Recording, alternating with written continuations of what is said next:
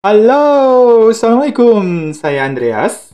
Kali ini saya mau mengajak teman-teman untuk melihat lebih dalam tentang karakteristik mata kuliah dasar-dasar pemrograman.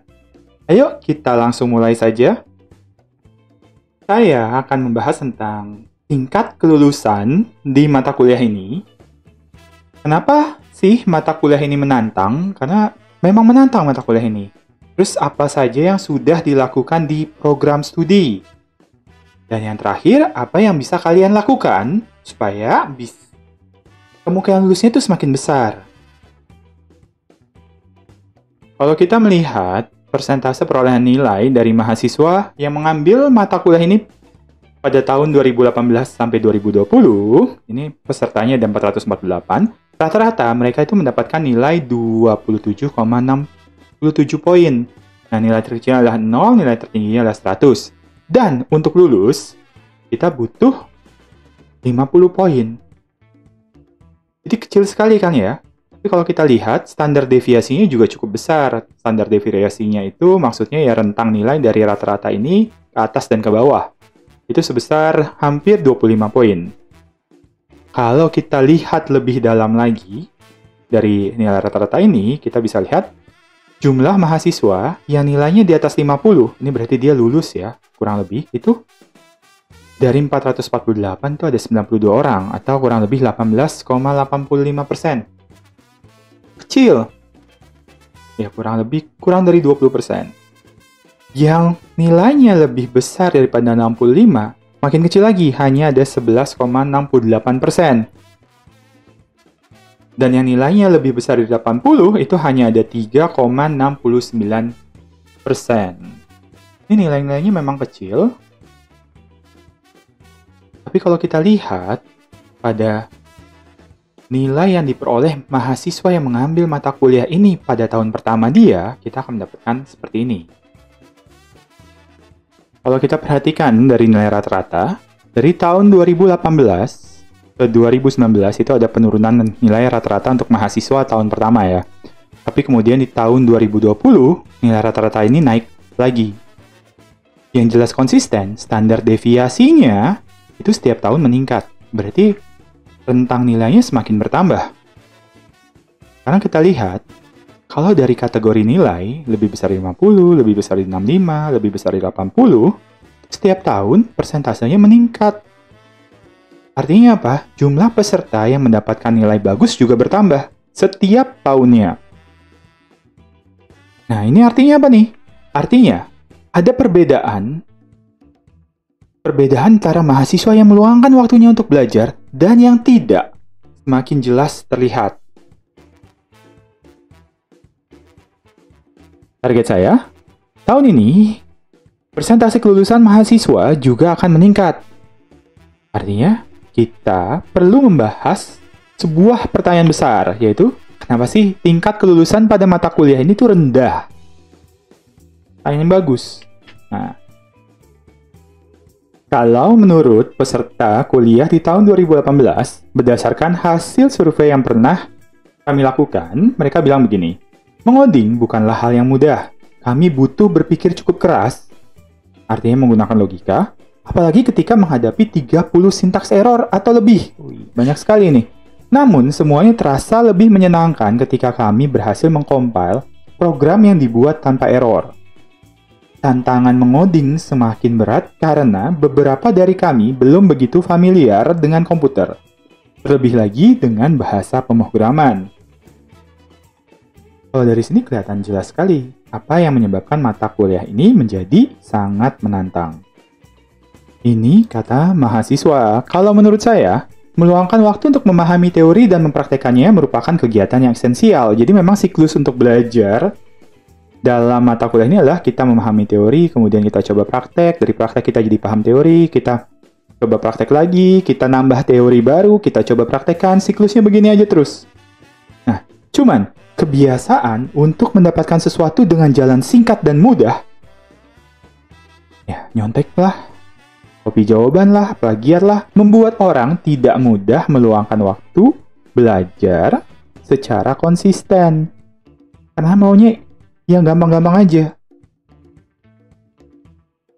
Hal lain yang membuat mata kuliah ini menantang adalah dasar dari pemrograman adalah logika dan pemodelan matematika. Nah, ini nih, matematik kuncinya.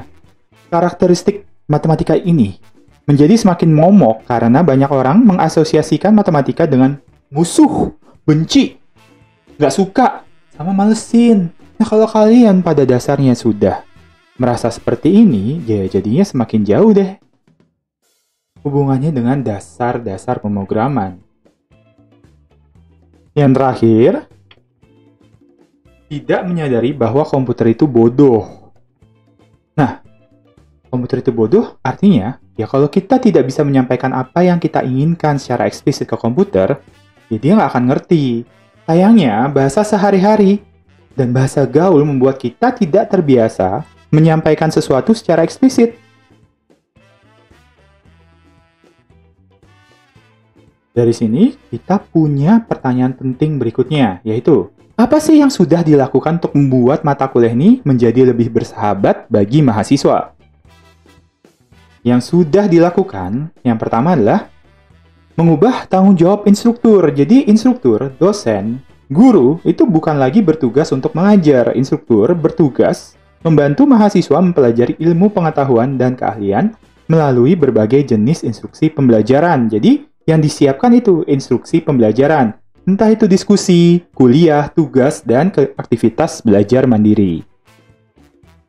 Kami juga menyediakan layanan asisten. Biasanya ada 8 atau lebih asisten dalam mata kuliah ini. Kamu bisa menghubungi mereka via Discord, baik itu mau diskusi ataupun menanyakan sesuatu. Asiknya, kalian juga bisa berdiskusi secara private, jadi hanya kamu dan asisten yang tahu. Para peserta yang lain tidak tahu apa yang kalian bicarakan. Jadi, tidak perlu merasa malu deh. Topik dan kegiatan belajar dalam mata kuliah juga mengalami perubahan. Awalnya, kalian juga harus mempelajari tentang pemrograman berbasis objek, itu tentang pemodelan objek, enkapsulasi, dan pewarisan. Dan semuanya akan diberikan dalam bentuk ceramah. Namun, sejak tahun 2018, jumlah topiknya berkurang. Topik-topik terkait dengan pemrograman berbasis objek sudah tidak lagi diberikan.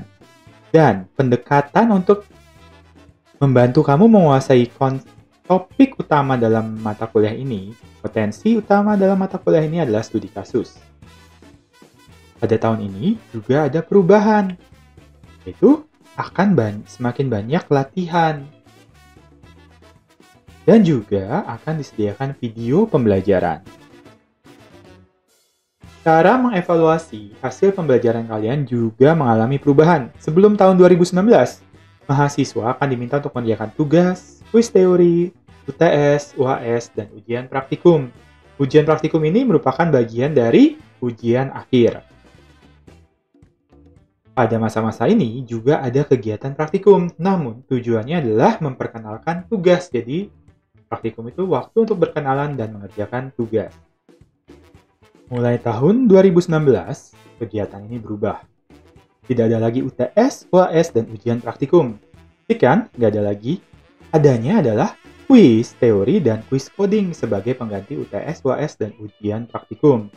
Nah, karena nih kuis, bebannya jadi lebih ringan, karena kuis bisa dilakukan kapan saja dengan cakupan pembahasan yang lebih sedikit. Pada tahun ini juga diperkenalkan yang namanya kegiatan praktikum. Ini berbeda dari tugas. Kegiatan praktikum ini adalah kalian mencoba kode baru dengan kasus tertentu, biasanya hanya satu kasus saja. Kemudian, jumlah tugas juga dibatasi menjadi 13 tugas. Pada tahun ini juga diperkenalkan komponen yang namanya sikap. Jadi sikap kalian akan dimonitor. Jika kalian bersikap bagus, baik, maka akan diberikan apresiasi. Jika buruk, maka akan diberikan hukuman berupa pengurangan sikap, poin sikap. Mulai tahun 2021, quiz coding menghilang dan digantikan dengan unjuk kemampuan. Apa ini unjuk kemampuan? Ini adalah kesempatan kamu untuk pameran ke asisten tentang kompetensi yang sudah kamu kuasai. Waktunya hanya 20 menit. Dan asisten nanti akan memberikan pertanyaan untuk kamu jawab, biasanya sih dalam bentuk codingan. Kemudian latihan teori dan praktikum. Jadi kuis teori juga sudah tidak ada, berubah jadi latihan teori. Latihan teori dan praktikum ini bisa dikerjakan berkali-kali. Mulai dari awal semester sampai akhir semester. 1 minggu sebelum ujian akhir semester. Praktikum juga berubah, yang tadinya hanya satu kasus tertentu berubah menjadi praktikum bertingkat. Jadi ada banyak kasus. Mulai dari yang mudah, kemudian disulitkan sedikit, ditambah lagi kesulitannya pada nomor berikutnya, dan ditambah lagi. Jumlah tugas juga berkurang, dari 13 menjadi 12. Sudah banyak bukan yang dilakukan oleh program studi untuk membuat mata kuliah ini menjadi lebih bersahabat bagi mahasiswa. Sekarang ada satu pertanyaan terakhir yang harus kita jawab, yaitu apa sebenarnya yang bisa kalian lakukan, mahasiswa, untuk memperbesar kesempatan lulus? Banyak peserta kuliah yang mengatakan seperti ini. Kami rasa penting bagi mahasiswa untuk belajar membagi waktu. Yang pertama yang harus dikuasai, berani mencari dan bereksperimen sendiri. Learning by doing merupakan teknik belajar yang paling cocok untuk cepat mengerti dasar-dasar pemrograman. Kesabaran dan ketelitian dalam belajar sangat membantu keberhasilan kami dalam membuat program. Selain ini, kamu juga perlu menumbuhkan dan menggunakan growth mindset. Apa itu? Yaitu percaya bahwa kemampuan kamu bisa meningkat dengan kerja keras dan disiplin. Jadi ketika kamu meluangkan lebih banyak waktu dan usaha, kamu harus percaya bahwa kamu akan mendapatkan hasil yang lebih bagus. Mindset ini sangat penting karena kunci berikutnya adalah meluangkan waktu untuk belajar. Jadi memang kesalahan umum mahasiswa sejauh ini adalah tidak mau meluangkan waktu untuk belajar dan mencoba menggunakan pengetahuan yang diperoleh. Mereka tidak tertarik untuk menikmati drama dalam belajar dan pada akhirnya memilih jalan yang termudah, yaitu berbuat curang. Orang-orang yang percaya bahwa mereka bisa berkembang, bahwa mereka bisa meningkat kemampuannya, tentu tidak akan memilih jalan ini. Tidak akan memilih jalan curang. Ketika kalian sedang belajar, biasanya itu akan muncul perasaan negatif. Nah, perasaan negatif ini tidak diperlukan. Contoh, perasaan negatifnya adalah merasa, kenapa materi ini sulit sekali? Kenapa yang lainnya sepertinya bisa memahami ini dengan mudah? Terus, mereka malah mengerjakan soal lagi. Sementara kamu sendiri masih bingung, tidak paham. Terus kalian akan merasa, kenapa saya lambat sekali? Apa sebenarnya saya tidak cocok dalam bidang ini ya? Perasaan-perasaan negatif seperti ini tuh tidak penting. Kamu akan merasa gagal. Dan itu normal, itu adalah proses dari belajar. Selama belajar pemrograman dan belajar apapun, kamu pasti akan merasa gagal. Gagal, sebelum akhirnya berhasil. Jadi yang perlu kamu lakukan justru, kamu perlu belajar untuk menerima kegagalan lebih cepat. Dan kemudian, bangkit dan mencoba lagi. Semakin cepat kamu menerima kegagalan dan bersahabat dengan itu, semakin cepat kamu akan bisa maju. Kamu juga perlu belajar mengetahui kapan kamu butuh bantuan, karena bertanya dan meminta bantuan bukanlah sebuah kelemahan. Ini bagian dari proses belajar. Justru ini menunjukkan kematangan berpikir dan pemahaman akan diri sendiri. Dan yang paling penting adalah, instruktur, dosen, asisten, dan teman kalian tidak akan keberatan jika kamu bertanya pada mereka. Jadi memang fokusnya adalah pada pengembangan diri dan mengenali diri sendiri. Dan terakhir, kamu butuh membentuk support system untuk diri sendiri, karena belajar itu melelahkan. Kamu butuh lingkungan yang bisa memberikan energi positif dan bantuan yang dapat mendorongmu berkembang. Sekarang waktunya untuk membuat kesimpulan.